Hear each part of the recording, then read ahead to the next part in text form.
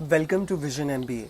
Now guys, अचानक से अब एक नई सेंसेशन मार्केट में चल रही है कि क्या मैट, एटमा, जैट, कैट के जो स्कोर्स हैं वो एमएमएस सीईटी के लिए या सीईटी एमएमएस की जो सीट्स होती हैं जेबीआईएमएस सिडनम के लिए, इन सब कॉलेजेस के लिए, या एमएमएस की महाराष्ट्र स्टेट लेवल की जितनी भी सीट्स होती हैं, क्या उन सीट्स के लिए क्या ये स्कोर्स एप्लीकेबल होगा या नहीं होगा।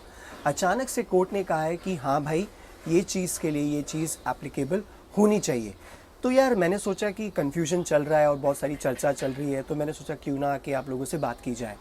तो पहली बात तो आपका फ्रस्ट्रेशन जायज़ है, just like you even I am frustrated. 9 महीने से ऑलमोस्ट ये चीज़ चल रही है, तो कोर्ट ने ये ऑर्डर पहले क्यों नहीं दे दिया, पहले क्यों नहीं ये भसड़ ख़त्म कर दी।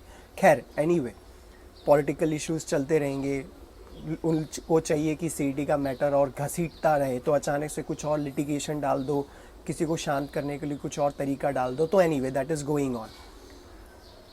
पहली चीज़, at Vision MBA my job is to give you clear cut information without trying to make you feel scared and then कि हाँ भाई मैं ही हूँ तुम्हारा बाबा जी जो तुम्हारी तकलीफ़ों का हरण कर लूँगा, ऐसा कुछ नहीं है। अगर आप सीईटी 2020 की बात कर रहे हैं, if you guys are thinking about and planning to get into any college by CET 2020 cap round और in that session पिछले साल से, तो आपने ऑलरेडी मैट, एटमा, जैट अपेयर किया हुआ है। वैसे भी 13 तारीख तक ही रजिस्ट्रेशंस था, 13 तारीख तक ही आप ऑनलाइन रजिस्ट्रेशन खुद के लिए आप कर सकते हो। तो गाइस, पहली बात तो अगर आपने मैट, एटमा, जैट अपेयर किया है या नहीं किया, उससे कोई फ़र्क नहीं पड़ता, क्योंकि ऑलरेडी आप वो फॉर्म भर चुके हो, तो टेंशन लेने वाली बात कोई नहीं है। अब सवाल उठता है कि क्या हर साल ये होगा। गाइज, हर साल होगा या नहीं होगा वो आपके हाथ में नहीं है। See guys, if you are in Maharashtra and if you are targeting MMS seat, CET तो आपको देना ही देना है। Plus one more examination I strongly recommend to my students is that CMAT you please appear.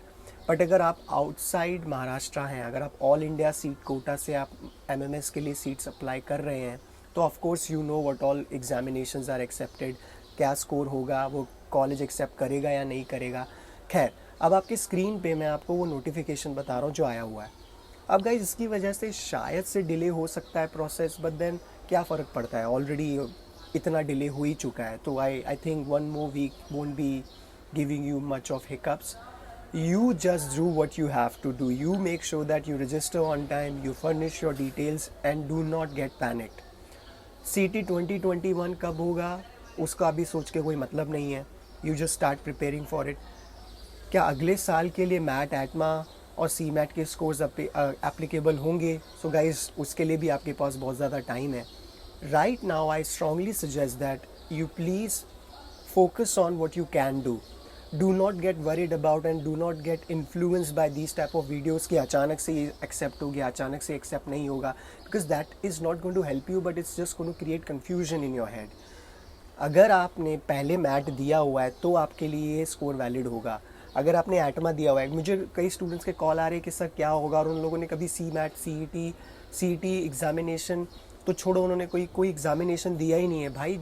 ये चीज़ उन लोगों के लिए है जो आउटसाइड महाराष्ट्र कोटा से आते हैं और जो ये देखना चाहते हैं, जो ऑल ओवर इंडिया सीट से अप्लाई करते हैं अदर एग्जामिनेशन से, और उन्होंने अपेयर किया है। अगर आप कोई ऐसे स्टूडेंट हो जो महाराष्ट्र में नहीं है और अपने मैट का एग्ज़ाम दिया हुआ है, then this is an important news for you. But if you are someone who didn't appear in MAT examination, क्या फ़र्क पड़ता है कि मैट एक्सेप्ट हो रहा है या नहीं हो रहा है? क्या फ़र्क पड़ता है कि एटमा एक्सेप्ट हो रहा है कि नहीं हो रहा है? आपने वो एग्ज़ाम दिया है, तो आप क्यों टेंशन ले रहे हो? अगले साल होगा या नहीं होगा, that no one knows. Right now you just pay attention to what all examinations you can appear in. Now, students who appeared in CET examination in the past and they want to repeat, so of course you are prepared for the examination, or at least you have an idea. So I strongly recommend you guys to appear in CMAT examination. I'm going to post a video soon on the detailed analysis of CMAT examination, and also at the right time I'm going to post the video about CET examination in depth. So that's about it. Do not get confused. Once again guys, the notification is on your screen. It is only for those students who are applying for seats in the All India quota and appeared in these examinations. Best of luck.